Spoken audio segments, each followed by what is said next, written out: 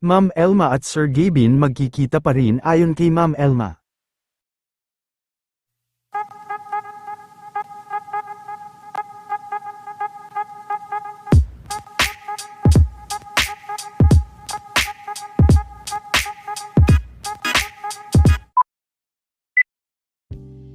Matapos nga lang ang ilang araw na sunod-sunod na live at trabaho ni Ma'am Elma Asagra, ay tuluyan na nga itong nanahimik sa pag-live ngayong araw, at nag-focus din sa pag-aaral ng pickleball, dahil marami rin ang umaasa na magkita pa sila ni Sir Gavin, ay sinabi nga nito, na magkikita pa rin sila ni Sir Gavin.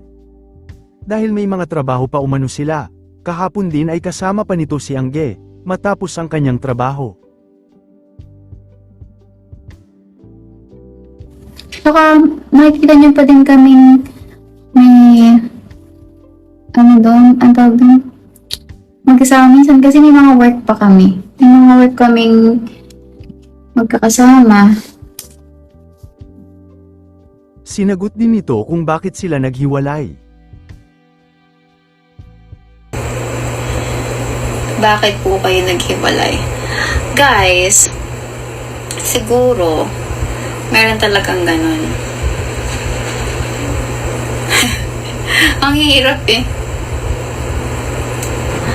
Yung pangyayari sa atin na sa buhay na hindi mo inaasahang mangyayari, pero maybe that's the better way or plan ni Lord. Sinagot din ni Elma ang mga nagsasabi na mahilig siyang magpabili ng mga regalo.